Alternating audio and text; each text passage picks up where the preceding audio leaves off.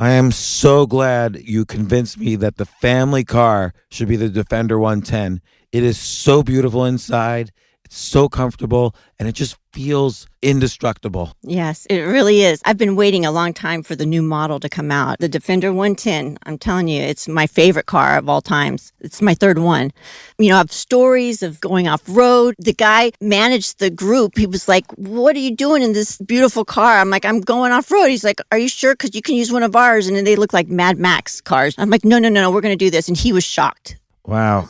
Well, it's great because the Defender has been reimagined for 21st century adventure, and its unparalleled off-road ability, as well as its robust interior, are invaluable whether you're headed towards uncharted territory or just a weekend of exploration. The Defender 110 tackles challenging surroundings with absolute confidence. The SUV conveys strength outside and in, featuring peerless technology like an intuitive driver display and an award-winning infotainment system. That's my favorite part, to keep you connected no matter where the journey takes you. Adventure is unique to everyone, and so is the Defender. Choose from the two-door Defender 90, the four-door Defender 110, or the larger Defender 130 with the ability to seat up to 8 passengers. You'll find uncompromising performance in all three.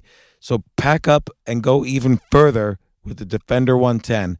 Learn more at LandRoverUSA.com/Defender. Capella University is rethinking higher education. With its game-changing FlexPath learning format, you can earn your degree on your schedule and fit your education seamlessly into your life.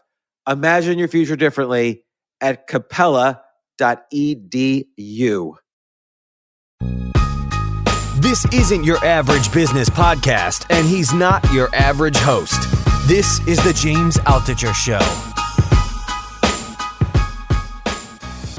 Today on the James Altucher Show.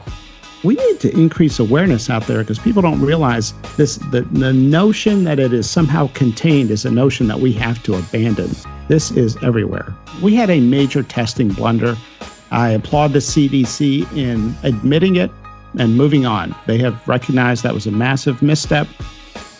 So what my concern is, James, is that the cable news outlets and everybody is saying, oh, we have 2,000 cases in the United States. We don't have 2,000 cases. We have probably 25 to 50 cases for every one that is confirmed on our Johns Hopkins map. We've been tracking around the world how many cases there are in every place, but those are just confirmed cases. Hospital executives and doctors are telling me, hey, Marty, in Philadelphia, we had a couple deaths. We didn't test them for COVID-19, but we're pretty sure they were COVID-19. Unfortunately, the tests have not been available, so there's this misunderstanding that we've had, say, 59 deaths, which is a recent number, a total tally in the U.S. It's probably, when we reported 59 deaths this past week, it was probably 500 deaths, but we're just under testing. It would be good to know if that works, if containment works. I mean, the data from South Korea and Singapore sort of suggests that containment works. And even from China, once they started containing, it seemed like deaths went down and infected cases went down.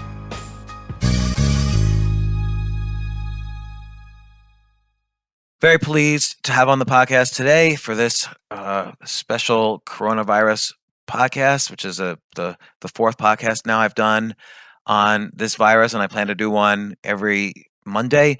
But so anyway, on the podcast today is Dr. Marty Makary. He's been on the podcast before. He wrote the book, The Price We Pay, about problems in the healthcare system. He's been a regular voice on CNBC and other networks about the coronavirus. He's writes for the Wall Street Journal, USA Today. He's a practicing surgeon at Johns Hopkins and is a professor of health policy and management at the Johns Hopkins School of Public Health. He's published more than 250 scientific articles, including articles on vulnerable populations and best practices in healthcare. He's actually, if you read the book Checklist by Atul Gawande, another prominent surgeon and writer who Marty has worked with, he also is the lead author on the original publications describing using a surgical checklist. He's been elected to the National Academy of Medicine. And he also is the author of the New York Times bestselling book, Unaccountable, which was turned into the hit TV series, The Resident. So in any case, let's go to the interview. I'll go to the interview in a second, but I do want to say a couple of things. One is it's good, and I see a lot of people who are skeptical of the data, skeptical of the politics on both sides, but I really want to stress that even if you're skeptical of the data here, it's important to look at what a worst case scenario can be. It's important to understand who is at risk in the population. And just because elderly people seem to be more at risk, it doesn't mean you should do nothing. Particularly if you're a young person, you need to avoid this disease, this virus, so that you don't transmit it to the elderly. So I tell my own kids that when you do what's called social distancing and you stay home from school and you stay home from large events and so on, you're actually saving lives. And if you don't do this, there's a great risk you could be killing people as well. And this is not said in any kind of hysteria. I do think, and you'll hear in the discussion with Marty that, these actions that we're taking now as a society could very much help people, and has very probably helped people in other countries. We'll soon learn if it's helped people in Italy, for instance. But we need to take it very seriously.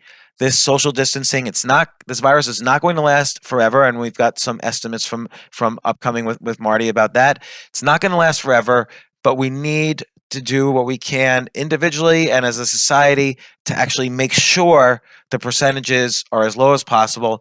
And second, I think we should take action figuring out how to help the people who need it. Are there elderly that or that anybody knows that they could use deliveries, or they can use some sort of help from you, or a visit, or a phone call, or food, or whatever?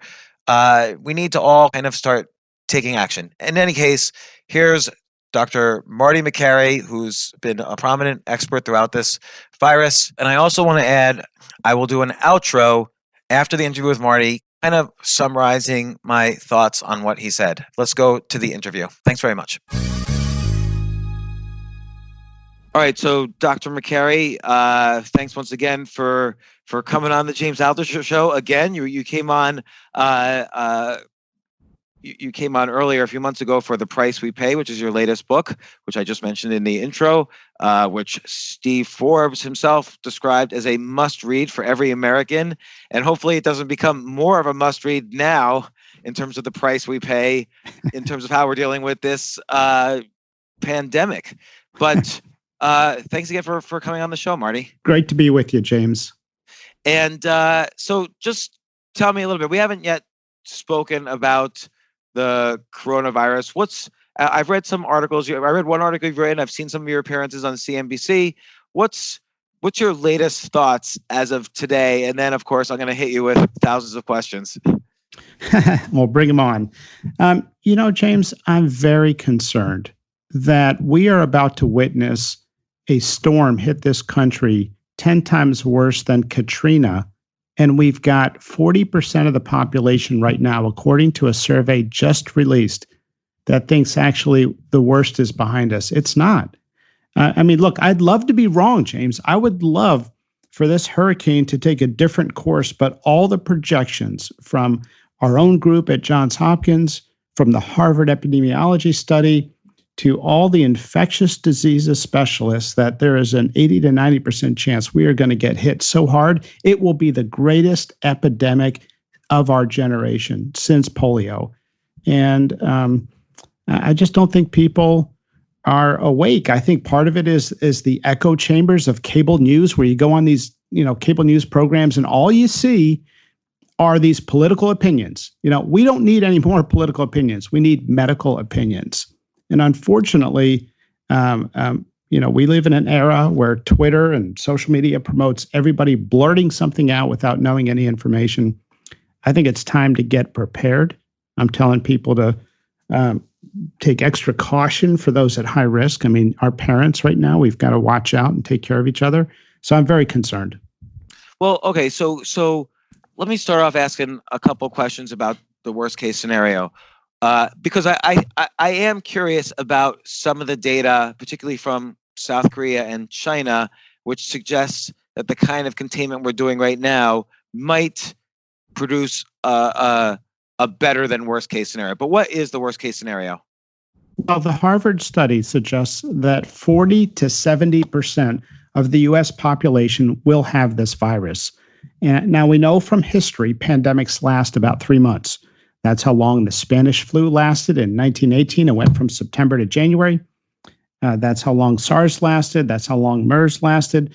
We can anticipate we will be in the clear in the summertime. Now, that's one piece of good news. The other piece of good news is that it is hard for this virus to hurt somebody who is young and healthy. But beyond that, the numbers are not pretty. Our healthcare system is about to get overwhelmed. Can I just run a number by you here? Yeah. So let's say we've got 350 million Americans. Let's take the low end of the Harvard estimate, which says 40 to 70% of Americans will be infected. Let's say 40%. That's 140 million Americans. Now, about 20% from the reports get hospitalized. Let's just assume, to be really conservative, that half of folks don't have symptoms, or they have mild symptoms, they blow off, they don't really think they have it. So let's just say instead of 20% get hospitalized, half of that, 10%. That is 14 million people coming to our hospitals. And if a quarter of them need an ICU bed or a critical care bed, which is roughly what we're seeing in other countries, that's 3.5 million Americans needing respiratory support or critical care level beds. We only have 100,000 beds, critical care beds in the United States. We only have 400-some thousand overall. Now, so, how quick is it? And these are just naive questions. How quick is it to take a not ICU bed, let's say the next level of support, and turn it into an ICU bed? So I was working in the hospital during 9/11, and I witnessed Inova Fairfax Hospital and some others empty out 70% of their patients within hours to get ready for the when it was anticipated to be the 9/11, influx of patients. So let's assume they can convert in an emergency, the other 70% of their beds into critical care beds. Let's just assume. That only increases our capacity by 2 to 3-fold. Let's say we get to 200,000 bed ICU bed capacity, or 300,000. We're looking at a possible 3.5 million patients. Now, look, let's say the number estimate's off and we get half of that. We're still talking about overwhelming the healthcare system. And James, what concerns me is that these are not really opinions. What we are watching in Italy right now is a preview of what we should expect. And that movie. What are we seeing in Italy right now? Well, first of all, China has not been transparent with their data. Iran has not been transparent with their data. But the next biggest country to get this early on, Italy, has been extremely transparent. And they had on Saturday 250, roughly Friday and Saturday averaged about 250 deaths on each of those days. Sunday, it was 386 deaths on that one day. Now, this is last Sunday, a week ago. Yeah, this is this past Sunday. Now, Italy, Northern Italy, those hospitals are overrun. We're talking to doctors there who are now rationing ventilators. Italy is not a poor country. Italy has first-rate hospitals and first-rate doctors and, informed citizens. And we're watching a disaster unfold there. That is a movie that is about to play in the United States. And unfortunately, this idea of American exceptionalism is crossing over into arrogance, that somehow our immune systems are stronger. This is the best predictor of what we should expect. Now, let's say this past Sunday, 386 deaths. Italy is 1/5 of our size, adjusted for population and age differences. That is about 2,000 deaths per day in the United States at this stage of the pandemic, at their stage of the pandemic, which is 3 to 4 weeks before its peak. Are we ready to see over 1,000 Americans die each day? Well, so Marty, let me ask you some questions on Italy's data, and then also I want to ask about South Korea, and then the one kind of sort of closed case study we have, even though it's much smaller, is the data from this cruise ship where everybody was perhaps exposed to the virus. But in Italy, since last Sunday and since they've done total lockdown, has there been less cases of infection? Well, first of all, it's a great point. One difference between Italy and the U.S. is they've had a total lockdown, right? They've got martial law. We're not even close to that. So that's something to factor in. People say, oh, well, the Italians kiss more and they're more intimate. Well, they're also doing a total lockdown, which we're not doing. South Korea and Singapore have had model responses to this thing. And they have tested people early, traced them, isolated. It has been a model response. We had a major testing blunder. I applaud the CDC in admitting it and moving on. They have recognized that was a massive misstep. So what my concern is, James, is that the cable news outlets and everybody is saying, oh, we have, 2,000 cases in the United States. We don't have 2,000 cases. We have probably 25 to 50 cases for every one that is confirmed on our Johns Hopkins map. And all you do is Google Johns Hopkins map, and you'll see we've been tracking around the world how many cases there are in every place. But those are just confirmed cases. Hospital executives and doctors are telling me, hey, Marty, in Philadelphia, we had a couple deaths. We didn't test them for COVID-19, but we're pretty sure they were COVID-19 because the testing situation was such a nightmare to get that done. It doesn't change our management as a doctor. I'm a physician. When somebody comes in with this COVID-19 thing, you treat them the same if it's influenza or COVID-19. You manage them with respiratory support. You provide critical access. So why would we be testing people except for public health information and to isolate and trace who they've been around? So unfortunately, the tests have not been available. So there's this misunderstanding that we've had, say, 59 deaths, which is a recent number, a total tally in the U.S. It's probably, when we reported 59 deaths this past week, it was probably 500 deaths, but we're just under testing. So you're saying 500 deaths because maybe there are people who died for reasons that maybe at the time we thought were pneumonia or some other respiratory disease, and we miscategorized it. Well, to be honest with you, the doctors have a suspicion that it's COVID-19. Oftentimes they're confident, but they can't go through the bureaucracy of getting the test. So we refer to those as ILI patients, influenza-like illness patients. And ILI deaths are surging right now. And say, for example, in New York City, you can look it up, and I'll tweet this out, but you can see a surge in influenza-like illness deaths. Now, is influenza spiking? No. Influenza has been on the decline for weeks. We know, we can conclude, we can deduce that these are COVID-19 cases. We just couldn't get the test for them. So actually, I'm going to look that up. So the CDC keeps track of... The CDC's numbers have been outdated for a while. It's embarrassing, to be honest with you. There is another site, and I'll pull it up here as we're talking, but there's another site where you can track actually cases in New York State. New York's done a pretty good job tracking, but let's be honest. A lot of times the doctors say, hey, this patient's got COVID-19. It's going to be a nightmare to test the patient. We're busy. We're busy here in the hospital. We're overloaded.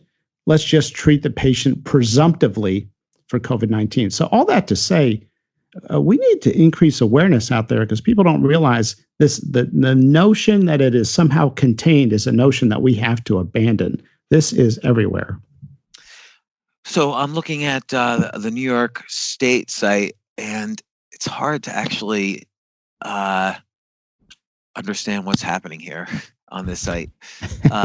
There's like two different charts. One is spiking up. Oh no, that's in November.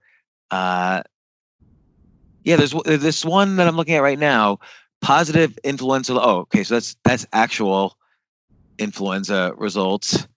I don't know where the ILI ones are, but anyway, I'll check that out later. But okay, but I'm curious. So in Lombardy, Italy, since the lockdown, do we have any data? Lombardy, yes, we do have some data. By the way, I'm seeing that website as weinberglab.shinyapps.io/NYC_syndromic. Anyway, Weinberg Lab, I think, is one of the places here that I'm seeing those numbers. A spike in the last couple of days in what we call influenza-like illness. Lombardy, we are hearing that they are now moving beyond what we call the testing phase. And the irony, James, that we have been, so focused on testing, which we needed to be, and we need to be right now. But at a certain point, once we hit a certain threshold, the value of testing goes way down. What do we do when 1 in 2 Americans test positive? I mean, is the test really that helpful? So ironically, we may have gotten so far behind the 8 ball with the testing that we need to move, start focusing on capacity building and not as much on increasing the availability of the test. So Lombardy has already moved to that point. Lombardy province in northern Italy is now only testing serious illnesses where they think testing can really help identify a pocket or an isolated cluster, or they just want to confirm what it is. But we don't know the effects yet of their containment, because I mean, it seems like it's still relevant to test if, given that they've changed strategy, they've gotten this into essentially this martial law situation. It would be good to know if that works, if containment works. I mean, the data from South Korea and Singapore sort of suggests that containment works. And even from China, once they started containing, it seemed like deaths went down and infected cases went down. Well, certainly. Well, China, I have a lot of opinions on China, but basically China is parading around strength like this entire time. China likes to project strength, right? So they have reported about 3,000 deaths when the doctors there have told me and my team that they're not even counting body bags. They may be, there's rumors that they may be disposing of bodies in ways that are not typical there because no one has been counting. And China claims that they are beyond this, but they have been shut down. The whole country has been shut down. And actually, just a couple of days ago, they started to let people out of their places in Beijing. Now, they're all wearing masks. People are very cautious. They're worried about a second wave. But somehow the idea that China has beat this or that the virus has moved on past China is just not true. It's still a very real threat, and the country has been mostly shut down. We don't have, to answer your question, James, a randomized controlled trial of 2 countries, one like Italy that's quarantined and one that has not. Although the United States may be an example of one that has not. Also, England, which is doing a strategy of herd immunity right now. Yeah, it'll be interesting. I mean, this is uncharted territory. But if Italy had 368 deaths on one day, just a couple on Sunday, and they have a massive lockdown, what are we expecting here since we're 5 times their size? That's my concern. Yeah. But we don't know. We don't know yet if Italy's infection rate has gone up or down since the lockdown. We do know in South Korea, as soon as they started doing kind of containment and quarantining, that it seemed like infected cases went down, and that data seems to be pretty reliable.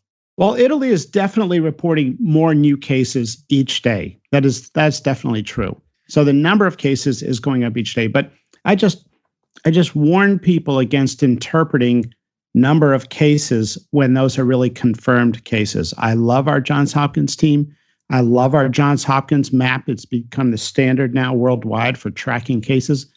But at the same time, people have to remember that map is not accurate because it only represents confirmed cases, and it's a function of testing more so than a function of the actual number of cases out there. Okay, so I mean, one thing about Italy is if they just started their lockdown a week ago, we're still seeing, since people are asymptomatic for 1 to 2 weeks, we're still seeing the results of people who might have gotten the virus 2 weeks ago, for instance, and now they're kind of in serious shape. So now they're a reported case from an asymptomatic case. Yeah, way up. So we won't necessarily see the results of the lockdown for another week from Italy. Yeah, I mean, look, if you really want to track this pandemic and you really want to know what to expect in the United States, there's 2 numbers to track. and I tell this to like the Wall Street traders who are, hounding me to get information about what's going to happen. Track the number of deaths on a day for each day in Italy. And the second number is the number of beds they have available for the number of beds they need. Now, just recently here, they reported 368 deaths in one day and 3,590 cases on that same day, new cases. Right. So the new deaths, almost 400, new cases, almost 3,600 in one day. But would you agree that these cases don't yet reflect the results of the lockdown? Yeah, it's just hard to know the results of the lockdown. And the reality is, when there's a bell curve, imagine a bell curve, what you do when you reduce transmission is you squash that curve down. You prolong it or expand it, and you reduce the surge in cases at one point in time. And we talk about so-called flattening the curve to reduce the demand on the healthcare system, because that big spike in the middle of the bell curve is something no country can handle. Now, just to give you a sense as to how underprepared we are, we talked about the number of ICU beds in the U.S. We have 2.8 beds of any kind for every 1,000 patients. By comparison, Japan has 13 beds for every 1,000 people. We probably rank 32nd in the developed world for number of beds per person in a community. And that's because our hospitals run like well-run businesses, and they don't anticipate a need for this massive fluidity. We don't have a strategic national reserve like we do for oil for healthcare. And that's one great concern. So I agree with this, that in the worst case scenario, and we'll talk about what happens potentially, in a worst case scenario, but I'm trying to just understand, I guess, viewing it as a bell curve, just trying to understand the probabilities of the worst case scenario. So for instance, we've now put in place these travel bans. A lot of people are self-quarantining. A lot of events and large gatherings have been shut down. In many states, it's been mandatory that a lot of large events have been shut down. And it does seem like there's been some evidence from South Korea, and depending on how you view the data in China, which I agree is unreliable, at least from South Korea, there does seem to be some evidence that these sort of policies have flattened the curve a little bit, that less cases of infections have been the result of these kinds of policies that are happening now in the U.S. No doubt. Look, if you can, as an individual, James, and for me as an individual, if we can reduce our transmission rate in half, that is, we can wash our hands better, be more careful, not touch doorknobs, use a barrier, avoid public areas. If we can change our behaviors to reduce our personal transmission rate in half, we've reduced the societal transmission rate in half. And that could have a big impact. Now, we know South Korea has been a model, and you're right. They have been so on top of this, they may have stabilized it or even, had a victory over the peak already. They're very careful, but China, let's not be fooled. It wasn't like they were shut down just in Wuhan and then reopened. That entire country is on edge. Most people are still not working. The schools are still shut down. People were just allowed this weekend to get out and walk in this outdoors in Beijing. So we're not going to go down the road of martial law. And I just worry that we're underprepared. Right. And I agree. And we'll talk about that in a second. I'm just trying to still understand some of the data that we've seen. So for instance, you mentioned, or maybe I brought it up, the cruise ship where it was quarantined. 3,700 people were, you mentioned, I think in your article, your recent article on MedPage, 3,700 people were on the cruise ship. 700 people caught the disease. 300, I think, had to have some sort of medical treatment, and there were six deaths. So I'm wondering, first off, if all 3,700 were exposed, probably all 3,700 people were exposed to the virus. 700, so 20% got it, as opposed to that 40 to 70% number that the Harvard study suggests. And of the 700, there was less than 1% deaths, albeit 6 deaths. It's not statistically significant, but I'm wondering what you think of that data. Yeah, I think, we have been unfortunately very distracted by arguments about what is the true case fatality rate. Early on, the WHO was saying 3.4% of those people who get it die. The US was arguing, we think it's closer to 1%. And unfortunately, this was a major hang up why people wouldn't take this virus seriously. They were saying, oh, you can't believe that stuff. Well, anywhere in that range is really bad, okay? And the Diamond Princess cruise ship was the perfect case study. Like you said, 705 people tested positive, confirmed. So that's about like 17% of the number of people on the cruise ship. Again, which is different than the Harvard study, which suggests up to 70% of people could be infected in the US. It seems like, given our awareness and given that the actual percentage on this cruise ship, an isolated case, seemed to be about 16 or 17% of people exposed got the disease. Do you think that percentage could be reflected in the overall US? I don't. My personal opinion is no, because they had a total quarantine early on. The second point is that in a bad flu season, we might get 20, 30, 40% of the population getting the flu. So that's not unheard of. It's just the problem is this is more dangerous.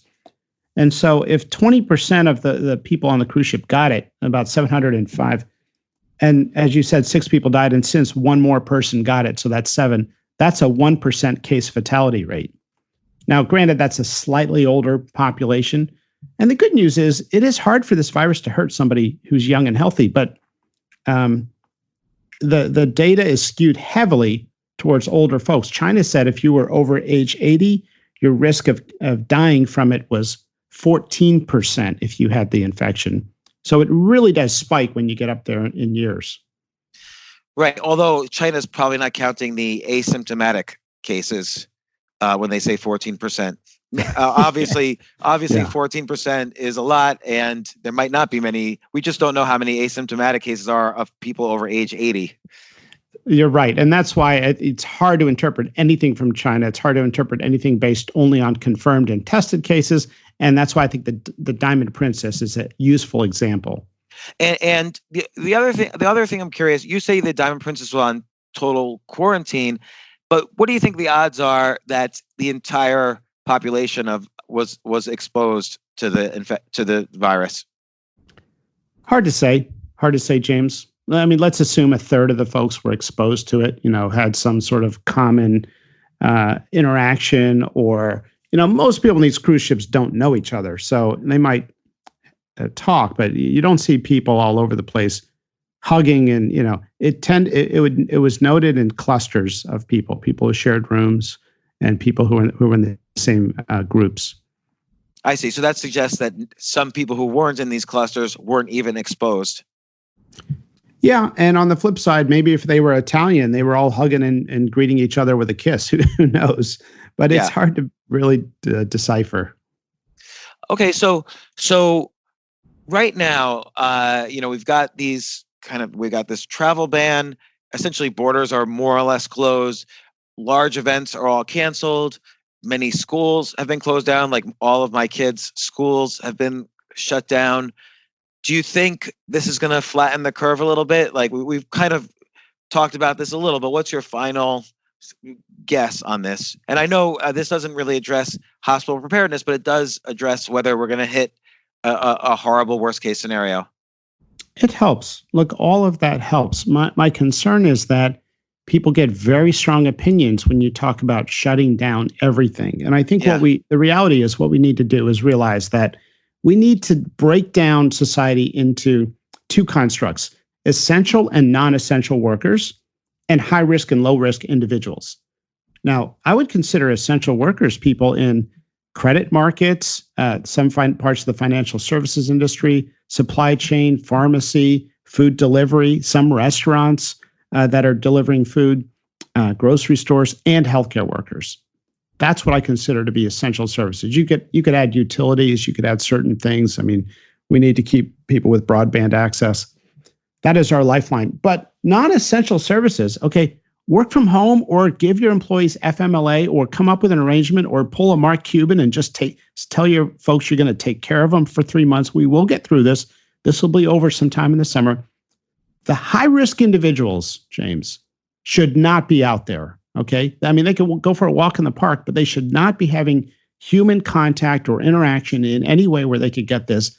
Anyone who's high risk, which is folks over 70, if you've had an organ transplant, weakened immune system, on chemo, seizure disorder, severe disability, non-ambulatory, do not interact with anybody, okay? Hunker down, get enough food to get through this, and those people are very high risk, and those folks are sometimes relatives and loved ones.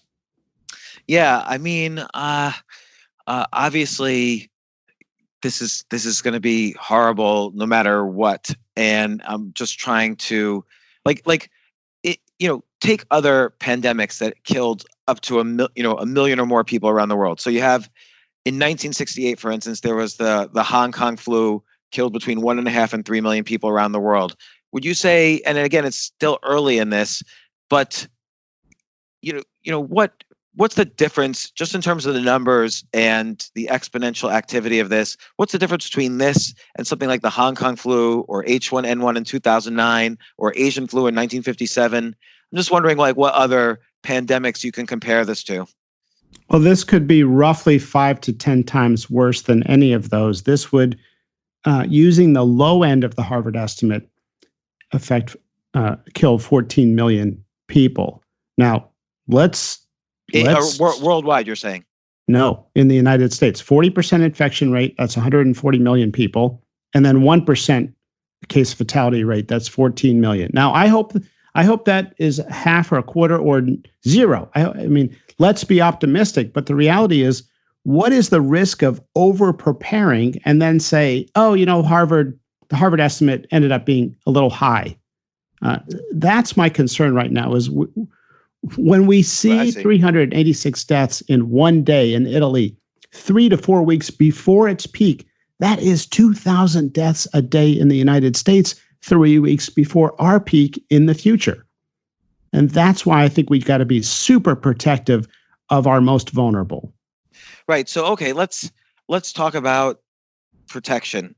So, if I peek outside, it's weird how the streets in New York City are still kind of crowded, which is unusual to me, given the state of panic in, kind of the policy right now. Why do you think people are ignoring? I see people in the playground just playing, and people in Zabar's 1 block away. It's filled with old people right now. Well, first of all, real quick, I think I gave you the wrong number. I think I gave you 14 million people could die when, in fact, that was the hospitalization number. 1% of 140 million is 1.4 million deaths. Yeah. That is the number of that would fit the 40% estimate from Harvard. But also we don't that New York. I always question the data because that New York Times or that Harvard report is referring to total cases and that includes asymptomatic, when, as far as we know, the fatality rate numbers that are being thrown around in most cases just have to do with people who are being hospitalized. So 1 to 2% of hospitalized. Yeah, it's a good point. Let's stop to take a quick break. We'll be right back. Oh my gosh, I love these clothes. Mizzen and Main. That's Mizzen and Main. It really is the most comfortable work clothes. Travel clothes. I had to travel this whole week. I'm traveling for a week and a half, and I just took Mizzen and Main clothes with me. Close out 2023 in style with comfortable, breathable, packable, and machine washable pieces from Mizzen and Main. As you wrap up your year-end goals, enjoy a Mizzen and Main dress shirt that you can wear confidently. I like that they've very, very just nice, solid colors. I don't really like to get all fancy in patterns and everything, although they do have some pattern shirts, but very comfortable clothes, stretchable pants. It's just super comfortable, but they look professional, and you can wear them casually or professionally. I like some of their flannel shirts or untuck shirts. I love untuck. I never tuck in. So again, whether you're shopping for a special someone or giving yourself the gift you really want, I just buy myself gifts. Mizzen and Main is the perfect gift for any guy who works, travels, and or cares about looking and feeling great. As you could tell by my many photos across the internet, I care about looking fantastic. I'm practically a model. And let's be honest, every guy loves to look great. So again, shop now at mizzenandmain.com and save 20% when you spend $130 or more using promo code James. That's promo code James at Mizzen and Main, MIZZEN and Main.com.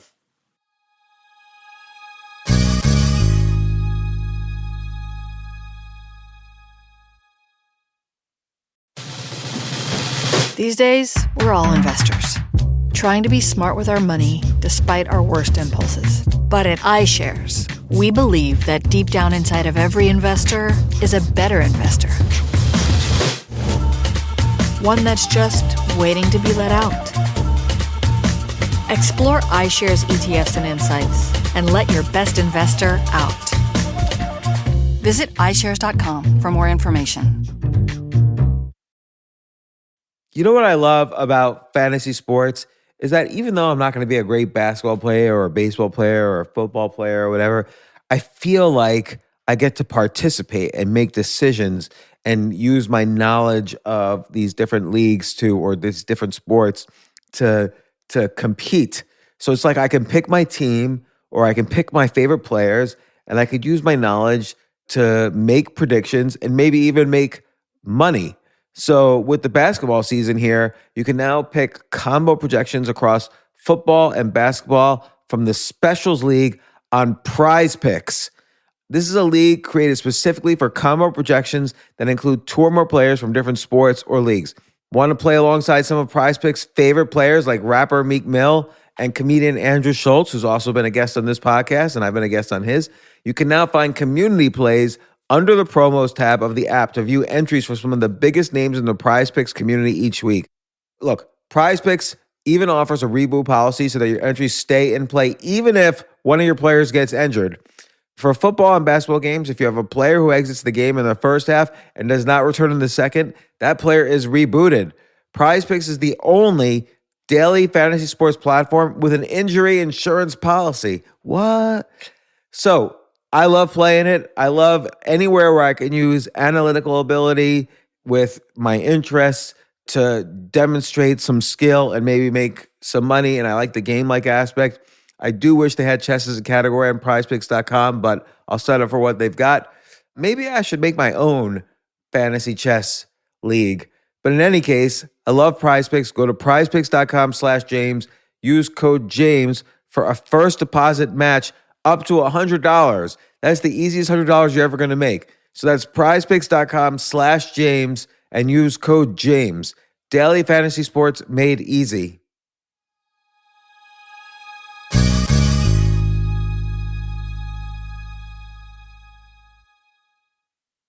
Think of the regular flu season. The regular flu kills maybe 30,000 to 80,000 people a year. I think last year it was about 38,000 people a year die. Now, do you know of anyone who died of the regular flu last year? I don't, right? So this is so disproportionate to the vulnerable and towards the elderly that we're going to see probably that same distribution if this thing ends up claiming a 1% case fatality rate. So that 1.4 million, once again, just interpolating the numbers from Harvard, would be heavily skewed towards that group. And that's my fear, right? As we go to the playground and we go to a kid's soccer match and we look around, we see people who are like ourselves, who are young and healthy, and we say, there's no carnage here. I don't know what the big deal is. You know, this thing's not a real threat. And that is my concern, right? Because we are community transmitters, sometimes silent without even knowing that we're carriers. We are transmitters to those who are vulnerable when we go to visit our parents, when we interact with somebody at work who is, 80 years old. Those are the very dangerous scenarios that people need to be aware of. Right. So what I'm wondering though is the 1 to 2% that the Harvard report is reporting as potential, like this 1.4 million, or is it 1% of the number of potential hospitalized, the 14 million? So that would be around 140,000 deaths in the U.S. when this is over. Well, Harvard, Dr. Lipsitch simply reported that 40 to 70% of the population could get this. Now, the 1% case fatality rate is extrapolated from the Diamond Princess, from other countries, from reporting from other countries. So most countries that report are landing with a case fatality rate of generally 1 to 4%. Now, because we know they're not testing a lot of asymptomatic people, we sort of mentally cut that in half, assuming half of people never get tested because they don't even know they have it or they blow off their symptoms. So the 1% case fatality rate is kind of the number I use to eyeball the potential of what this can do. Okay. And then in terms of what we should do, so obviously there's the stay in your home, wash your hands. There's, there's need versus want. So you said like keep essential workers because we need them, but we don't need to have random. If you have some job that's not essential to the functioning of society, take some time off. And I'm wondering, is there anything have you seen any kind of, not a cure, but any sort of remedies that could at least help with symptoms or alleviate some of the trauma from this? There are symptom medications, but they don't really slow down the virus. And I'm amused, James, when I watch the financial networks on TV talk about how this pharma company is on the brink of a new drug or on the brink of a vaccine or who can get to a vaccine quicker. James, we have been working on a medication for the common cold, which is just another type of coronavirus, for 50 years with a big jackpot of money for anyone who can invent something. And we have nothing. Why do we think we're going to come up with something in 4 weeks? Yeah, it's kind of funny because everybody, it's a common saying, there's no cure for the common cold. And is this in any way, in terms of treatment, is this in any way different from the common cold, or do we have to suffer through this the way we suffer through the common cold? And just to be clear, the common cold is a kind of coronavirus. It is a kind of coronavirus. So, I mean, look, I love the bold, optimistic language of our political leaders and our drug companies. But let's put things in perspective here. Any vaccine takes about a year. And if we look at our response to other things, did we come up with a medication for SARS or MERS? I mean, look how long it took for us to come up with a medication for HIV. So the idea that somehow the American ingenuity and innovation, like I heard one commentator say, we're gonna beat this thing with American innovation and ingenuity. Good luck. We have about 4 weeks until our peak, and we've been working on this coronavirus for 50 years in the form of the common cold, and we don't have squat for it. Let's do what we know. Let's use a treatment that is 100% effective in stopping the transmission and its spread. Let's wash our hands with soap and water. And the staying indoors. Yeah, I mean, I don't, it's not necessarily indoors. It's reducing contact or modes of transmission. So as the weather starts to get nice, it's good for people to go on walks. It's probably safe to go out and play tennis as long as you're not, opening the door handle with your hands, or you wash your hands before and afterwards. Golf, as long as you're not interacting and as long as you're social distancing. I think it's good for people to stay active and go for runs and walk, but they just don't want to interact or come close to others or share common surfaces. So gyms are a bad idea. Yeah, and so like the gyms are full in New York City right now, or not full. There are people in the gyms. Like, I don't understand. Are people not reading the news, or what's going through people's heads? Because I assume they're all somewhat intelligent people. Are they not scared? I think they're probably intelligent and misinformed, or intelligent and have a sense of resiliency, like we see in teenagers when we tell them not to use drugs or smoke, right? This sense of being indestructible. And my greatest fear, James, is that people think, well, this can't hurt me. And the reality is, it is hard for it to hurt someone young and healthy. So they say, I'm not really at high risk, which may be true if you're, say, 33 and healthy. And then they go around and be silent carriers and transmit it through community transmission and promote the public dissemination of this thing. That is a big concern right now. And I think also, if you look at the survey, 40% of Americans think that they don't think the worst is ahead of us. They're basically living, in denial, or they know the information and they don't believe it. I mean, unfortunately, we got some bad information on cable news. We hear politicians. I can't believe when I watch cable news and they'll say, with us to discuss the coronavirus is Democrat strategist so-and-so or Republican strategist. How about we listen to doctor opinions instead of political opinions? And the only doctor we've had out there was Anthony Fauci. Now, I probably shouldn't say this, but can I say something about Anthony Fauci? Yes. Look, Anthony Fauci is a darling. He's a darling of the media, highly respected among doctors, great scientist, incredible virologist, and he calmed the country through Ebola, through the AIDS epidemic, through SARS, through MERS. He is a great man. But he has been muted for 3 months. We have seen this thing about to happen, and all of us in public health, well, most of us have been like, why doesn't he say something? He's going on all these networks for the last 2 months. You can go back and watch anything he's done. All his interviews, they're vague, generalities. He's not saying anything. He's saying, we just don't know. He kept saying, we don't know. Then he would say, some people are at higher risk than others. And then last weekend, he basically said, if you're high risk and you're older, don't go on a cruise. That's it. That's all you have to say. How about let's shut down South by Southwest, like many of us lobbied Mayor Adler to do? How about let's, change the NCAA schedule? How about let's postpone the NBA? How about let's make contingency plans for schools? How about we have all non-essential workers stay at home and work from home or get paid to stay at home through some assistance? Where have those big messages been? And I've been very disappointed with Anthony Fauci. It was just this past weekend where for the first time he said, we're going to need to ask some people to hunker down. That's the first time he's ever said anything like that. So I think when we have a love affair with one doctor in the United States and everyone falls, jumps on the bandwagon and falls in line, what we have not heard is that this dire sense of preparing. We've not heard it from Fauci, and he's just starting to change his tune. I love the man, great guy.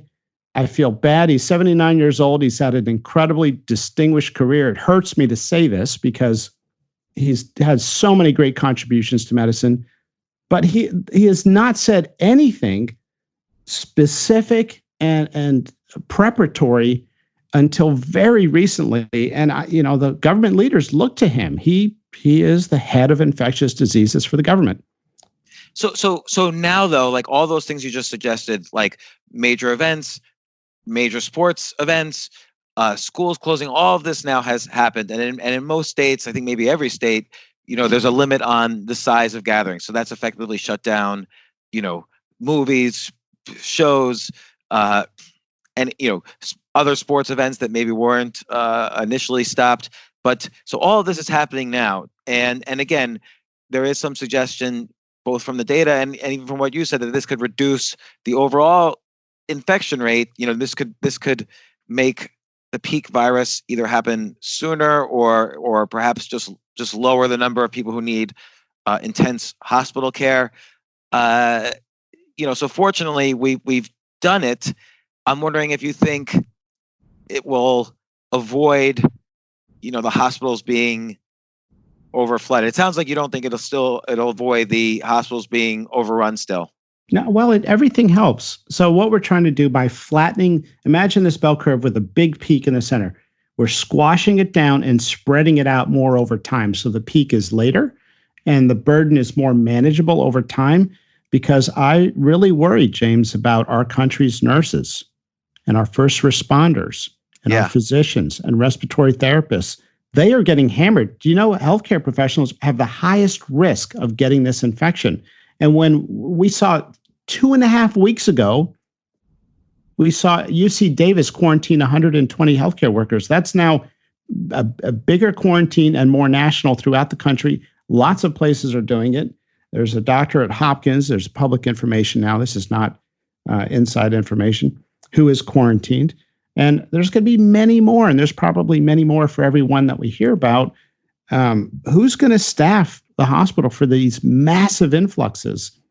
So I'm worried. So what do you think? So what do you think will actually happen? How will this play out?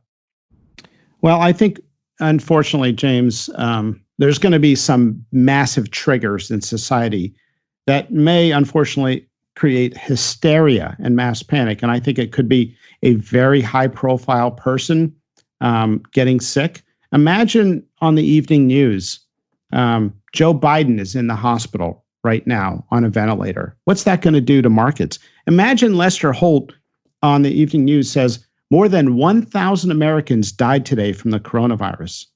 I mean, there's going to be some trigger. It might be a beloved figure in Hollywood who is not alive. It may be half of Congress is quarantined. There's going to be some trigger, right? It could be an athlete that people are going to say, oh my gosh, no one is immune. I am like that person, and I need to go finally and get some food and get prepared and make contingency plans and think about childcare and that kind of stuff. Okay, so let's say that happens. What happens next? I'm worried about the shelves on the grocery stores. Now, if you look at some of the grocery stores in the United States, the ones in Texas right now are just getting hammered, right? People are coming in there, and unfortunately, we get these hoarders, And I've stopped telling people, as I was from 3 months ago up until 3 weeks ago, to go out and get 3 months of food because the supply chain right now can't handle it. We need to rely on delivery and curbside pickup and delivery services. So right now, in some parts of the country, the shelves are empty. And I'm concerned, if you look at what happened in China with the long quarantine, people were like on long fasts. People were not eating. People were, begging for food. Now people are out there. Now there's some, more delivery services. But you worry about what society looks like, not for you and me, James. God, life's been good to us. God's been good to us. But imagine you're someone who lives paycheck to paycheck, and each month you have to decide how much food you can buy based on how much money you have. Half of America has less than $400 of cash on hand, and they don't have a 3-month supply of food. They may not even have a 3-week supply of food. So as we talked about when we talked about the book, The Price We Pay, when people get hit with these high costs, they get clobbered, and it's crushing. And right now, I do worry about those people. Now, I don't want you to be depressed about this stuff. I want you to think about, who do you know that's vulnerable that could use a drop-off delivery of some food that you might have around, some extra food. Think about your parents and what they're doing and how you can encourage them to stay put or not go to the bingo night or avoid their trip that they're planning to take, unless it's to an isolated location to hunker down. There's a lot we can do to take care of each other. And that's who we are as Americans, right? We take care of each other. And I think you've seen it already with Mark Cuban saying he's going to take care of all the concession workers that work his NBA games for the duration of this absence. You see the CEO of Delta Airlines say he's going to forego his salary for a year to make sure everybody's whole. That is the great American spirit. And I think more than ever, we need to do that.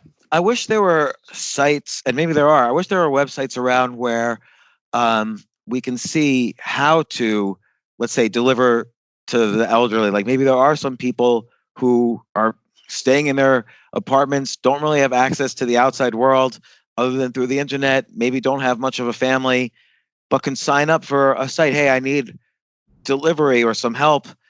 I don't know of any sites out there that I can refer people to help people. I don't know of any either, James. It's a great question. I've encouraged people to try to think of folks they know, check in with them by phone. And I think historically, when we have natural disasters or hurricanes, that stuff all pops up after the peak, after the main damage has been done.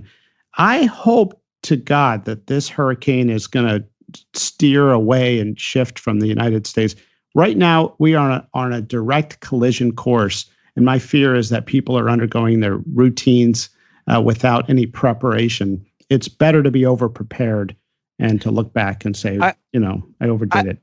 I agree. It's better to be over-prepared. But I am wondering if we're looking too pessimistically at the data that's out there. And I'm not saying people shouldn't stay in. People shouldn't do everything they can to avoid either contracting it or spreading it. But I wonder if when we start looking at numbers like 70% of the U.S. are going to get infected, if that's really realistic. It hasn't happened in any country at all, and we just don't know. It seems like that's something we don't know yet. Yeah, I agree with you. I don't think we're going to be closer to that 70% number from the initial Harvard study. It was a range. I do think we could be within some margin of error of the 40% number. Let's just assume we get 20%, which is probably what we get in the flu season, right? 20 plus to 30% of people might get the regular seasonal flu. So let's say we get 20%. That may be consistent with what we saw in the Wuhan province of China, where they have about 10 million people. Probably about 1 million of them got the infection, and probably 100,000 people died. That is roughly, what happened over there. So who knows? I mean, look, I hope we can do some social distancing, hygiene, and hunker down practices and take care of our seniors so that we can cut the rates in half and cut those rates in half and make this as least painful as possible.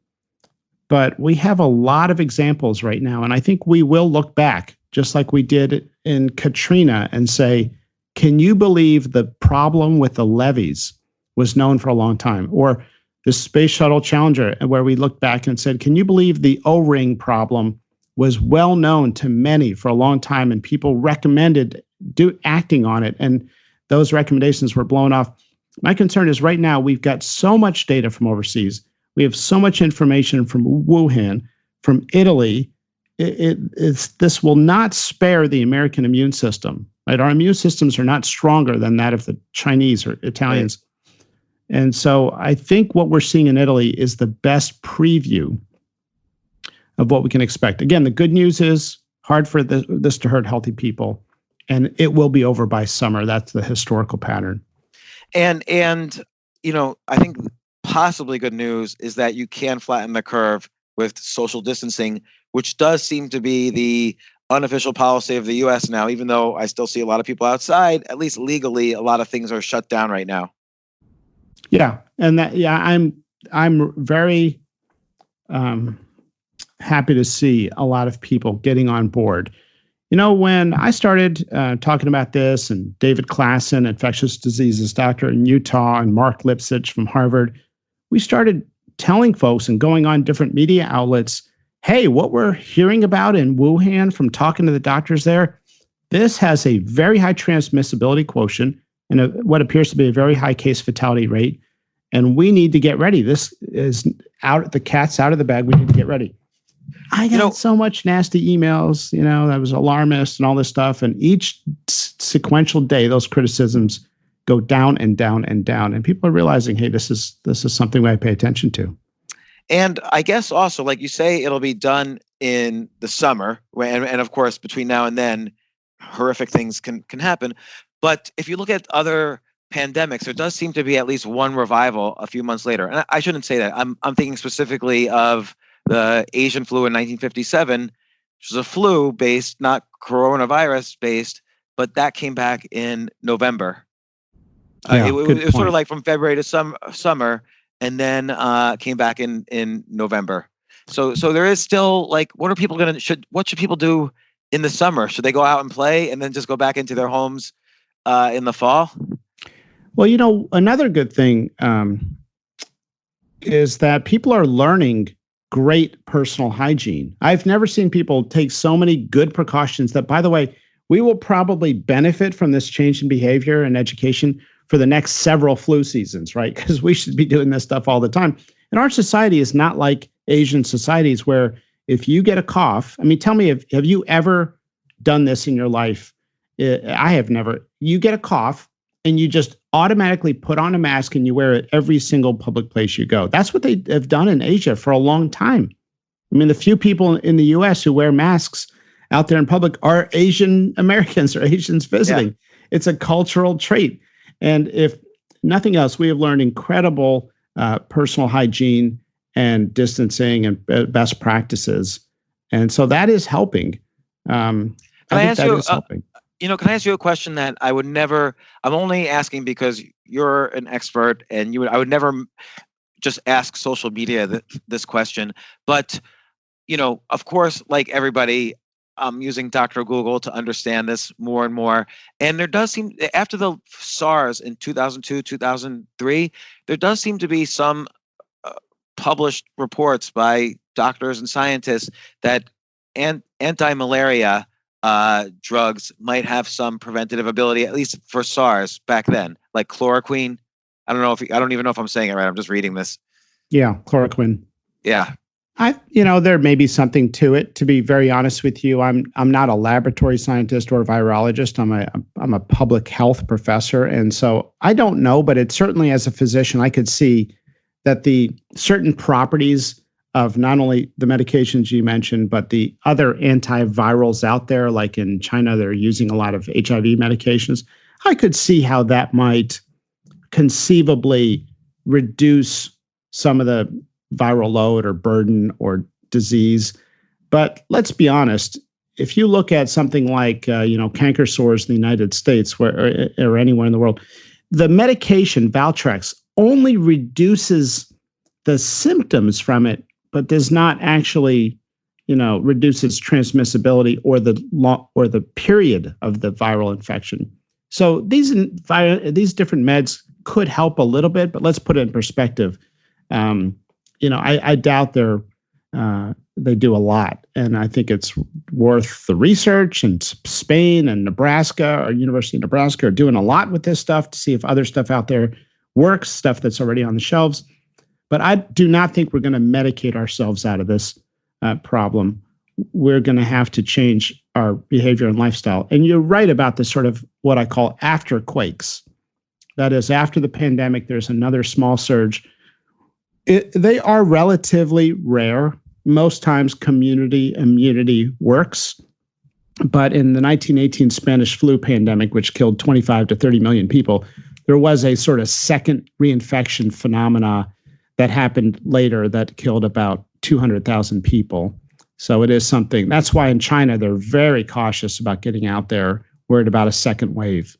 And do you think there's, the common cold doesn't have much immunity? Like if you get the common cold, you're probably immune for a tiny bit afterwards, but then you can get it again. I don't know for sure if that's true, but that's what it seems like to me. Do you think there's some immunity with this, or if you get it now, you can get it again? The only reason I think that there probably is immunity with this is that we're seeing sort of the down the de-escalation side of the curve now of infections. And so I'm hoping that is the sort of community immunity. Now let's hope What do you mean we're seeing the de-escalation? Where are we seeing it? Like in South Korea or? In Wuhan. Okay. So things are slowly starting to, get back to a semblance of normal. There's two other really rare things that could happen that could make us very lucky. One is the virus just mutates into a less virulent or damaging form.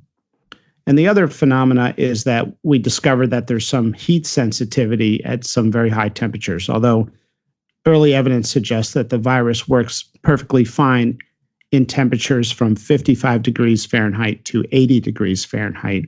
And as I followed the data in Buenos Aires, where it's been in the 80s, it's following the same playbook that it's following elsewhere. Right. So not really. What other good things can happen? Is there any best case scenario? There was some speculation about 2 weeks ago that it had mutated into a less virulent strain, but I think that research has been debunked. Well, I think I did see that. I think it did mutate, and we often do see mutations at some point, but there was just no evidence to suggest that that mutated strain was any less severe. That's what I saw on it. Okay. Yeah. And so I guess, we got to just strap ourselves in. Like when you say, usually viruses or pandemics run for 3 months, when do you put the start date of this one in the US? I would say probably early March. If you look at the Spanish flu of 1918, it started in September and ended in January. Now, interestingly, during that pandemic, James, all the leaders, all the government officials and authoritative figures said, "Don't worry, it's not that bad. We're pretty much done with it." And they constantly spoke optimistically and were in denial of the reality. All the governors back then were talking about how this is not a problem and it's not really going to hurt a lot of people. Don't worry, we're going to get through it. It's an amazing book called The Great Influenza. And I think there's some real lessons from history there. I'm most inspired by seeing people come together. We saw this after 9/11. We saw this at other points in our history, even the hurricane in Houston, Texas. It's a time for us to take care of each other, forget about these political artificial boundaries, and see the best in people. And so I agree, and I think that's been happening, and it seems like things are different now as opposed to the Spanish influenza because even though they delayed it for quite some time, world leaders do seem to be responding to this now. So again, in America, essentially everything is canceled for business. Like all events are canceled, and a lot of people are. Even though I just said earlier, a lot of people are outside, a lot of people I know are self-quarantining and so on. So it seems like there is a slightly different response than in the Spanish flu. I hope so. It's variable by region. So there are parts of the country, and trust me, I get enough hate mail. Twitter is a nasty place, right? How dare you suggest that this is going to be a big problem? We need to live our lives. I mean, prominent physicians too, sometimes on cable news. We need to be out there and talking, all political nostalgia, and the American spirit will overcome this. And, this virus knows no boundaries or political parties. And this is a hurricane. It is coming. Let's hope to God it shifts away. But this is all about preparation right now. And I do hear people like yourself talk about all the precautions you've personally taken. But I do hear people who say, this is, not going to happen. It's not real. We're proceeding with these events. I speak around the country frequently, and I've called all the events I have in the next 3 months. And I said, just in preparation for the flu season, or for the coronavirus pandemic, we want to just go over what your plans are. Some of them are like, oh yeah, of course we're canceling. And others are like, no, what are you talking about? No. Oh, why would we cancel? Oh, well, because there's this pandemic. Oh, no. And I'm like, how could there be this much variation? And I think right now the message, and the reason I'm going to go on TV a lot here in the next couple of weeks, is that we need to speak truth without these political lines, without being worried what people are going to think about us, and get people on the over-prepared side instead of under-prepared side, and not rely on government leaders. Look, some of them are doing a great job, but let's just be honest. During Ebola, there was constant, shifts in who was in charge, and there was a delayed response. And finally, hospitals, about 6 months after the Ebola scare was gone, after Ebola, they started asking everybody who walked into the hospital, have you been to Africa? Okay, well, that's about a year too late. Okay, that could have been done on day one. I mean, you've probably been there. You've probably been to a doctor, and they've said, "Well, I know you don't go to a doctor." But yeah, people have accused me of being a hypochondriac because I never go to a doctor, and so I'm probably afraid of what I'll find. I thought I was healthy, but then everyone says, "No, you're probably just a hypochondriac," which now I believe. But and which is why I've been obsessively interested in this. I'm not a germaphobe, but I have been telling my kids. I do think the way to get kids to do social distancing is to tell them that right now they're they're like licensed killers, and you need to avoid killing people now, and that's how you stay. Why you stay in, and that's what I've been telling my kids, and hopefully other people are telling their kids something similar. But I also, and I know I've taken up a lot of your time. I really appreciate this. I do want to suggest that we don't really. I don't like the numbers, and it's not that I don't like them. It's that I don't quite believe the numbers in this Harvard study either. Even though I'm personally taking all the precautions as if they are true, it just seems like we haven't seen an example of 40% of people getting infected. We don't really know the exposure versus infected rate, exposure over infected rate. We don't really know the infected versus fatalities rate or hospitalized rate, because we don't know how many asymptomatic people there are. And so I'm just wondering, like, even in the numbers you suggested, like, let's say, 140 million people are infected, but we don't know the exposure rate. We just might know how many are the amount hospitalized might be much smaller, and that the fatality rate might only be a small percentage of those hospitalized. That kind of shrinks. And then now we have this social distancing. Each one of these factors shrinks the overall percentages of both hospitalized and fatalities. Well, it's a great point, but I think two things. One, before the financial collapse, financial advisors were telling families that's just too extreme. We just would not see a massive downturn of the market. I just can't imagine it, right? I've never seen it before in my lifetime. It's unfathomable. So remember, this is the infection of our generation.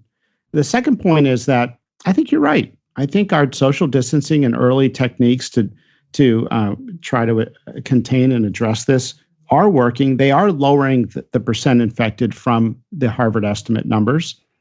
But Italy, remember, went into quarantine early, and they are seeing the U.S. equivalent of 2,000 deaths per day 3 weeks before.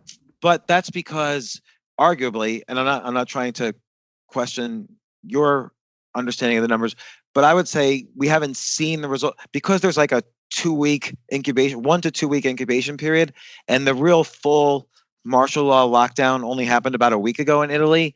We haven't seen any effect yet from their lockdown on, and we shouldn't have seen it yet. We'll see it probably in the next week or so if numbers start to dive in Lombardy. That's a great point. But remember, we have not done a lockdown either. So let's assume that 386 deaths in one day is without a lockdown.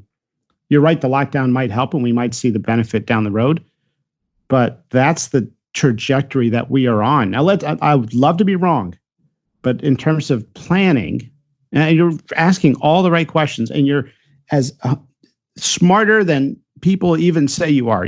People say you're a super smart guy, and I love it, and I love your podcast, and I love your show.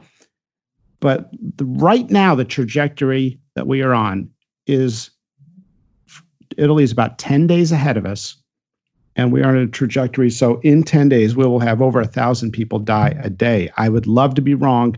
That's what the data is telling us. Let's hope it's less. And that 1,000 could continue to go up if we're not at the. You're saying, when you say pandemics are usually over in 3 months, when is usually the peak time? Is that in the middle of the 3 months? Right in the middle. Right in the middle. So peak could be, let's say, mid-April. Yeah. And then we'll start to see number of infected cases go down a week or so after that, and a number of fatalities go down after that. Roughly, yeah, somewhere in that range, yes. And hopefully, as you say, these percentages get better because of what things we've done. But this is just a reminder that we need to do these things and more. And if you're listening to this, do whatever you can to avoid the spread of this, to avoid getting infected, to help other people understand, and to maybe see also how you can help those in greater need right now. And I agree, it's definitely I would say 3 things have scared me in my lifetime. The first was 9/11, the second was the financial crisis, and this is now certainly the third. And this is arguably the scariest. Well, I think you're taking this seriously. I admire that. I tell people over and over again, don't panic, prepare. We don't want to create hysteria. There's a lot you can do individually, and this is one of the only things in healthcare ever where what you do affects the rest of the country. That is somebody you've never met living in a nursing home or out there who's at risk. What you do will affect the community transmission that'll impact somebody else's healthcare outcome. Well, Dr. Marty Makary, I really appreciate your time. Where can people find you are you on Twitter anymore, or do you get too much hate tweets?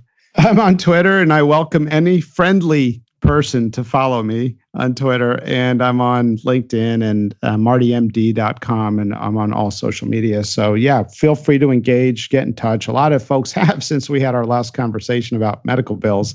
And so keep up the great work, James. I just love what you're doing. And you as well, Marty. And again, I mentioned this in the intro, but you're the author of The Price We Pay, which is how business leaders and families can lower their healthcare costs and what's going on in the healthcare industry right now. And hopefully, you'll even do a revised version of that book after this that has some positive stuff in it. But we'll see.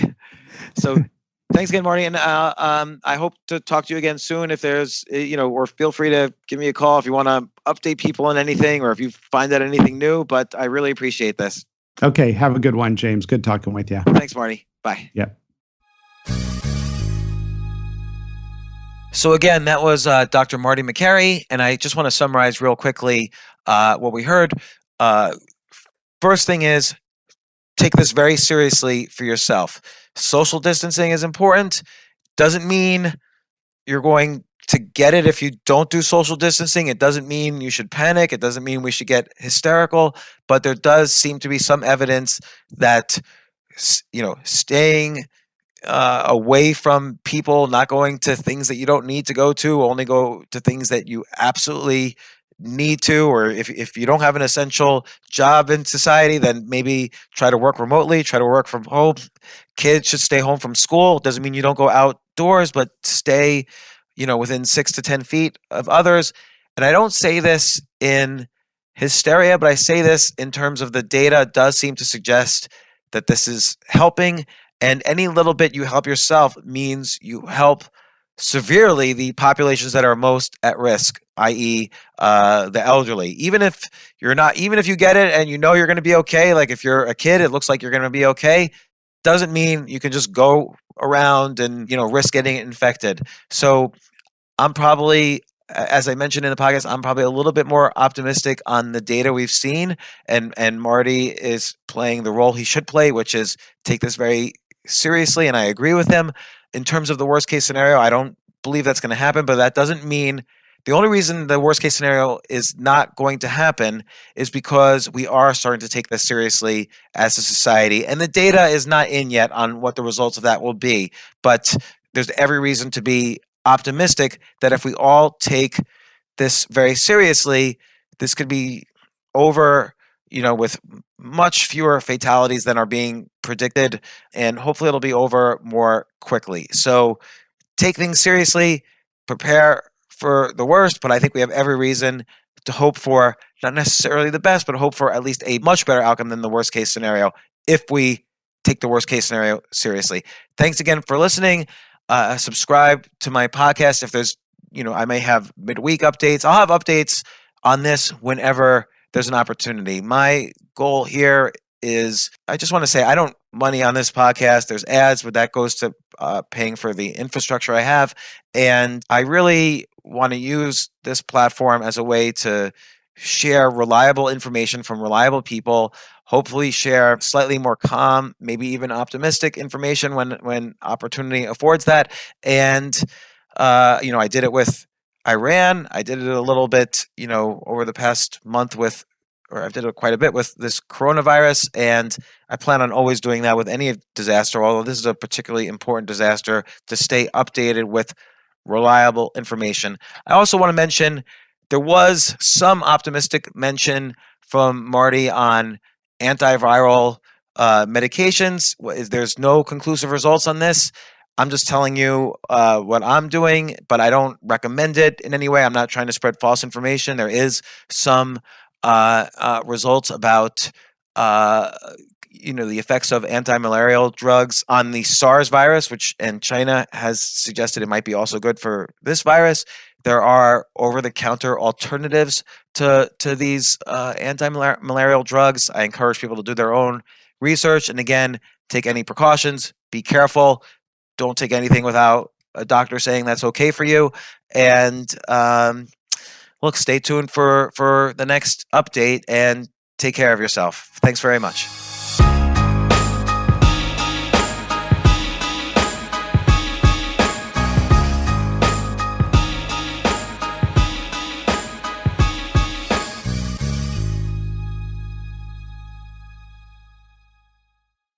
AI might be the most important new computer technology ever. It's storming every industry, and literally billions of dollars are being invested. So buckle up. The problem is that AI needs a lot of speed and processing power, so how do you compete without costs spiraling out of control? It's time to upgrade to the next generation of the cloud, Oracle Cloud Infrastructure, or OCI. OCI is a single platform for your infrastructure, database, application development, and AI needs. OCI has 4 to 8 times the bandwidth of other clouds, offers one consistent price instead of variable regional pricing, and of course, nobody does data better than Oracle. So now you can train your AI models at twice the speed and less than half the cost of other clouds. If you want to do more and spend less, like Uber, 8x8, and Databricks Mosaic, take a free test drive of OCI at oracle.com/advance. That's oracle.com/advance. oracle.com/advance.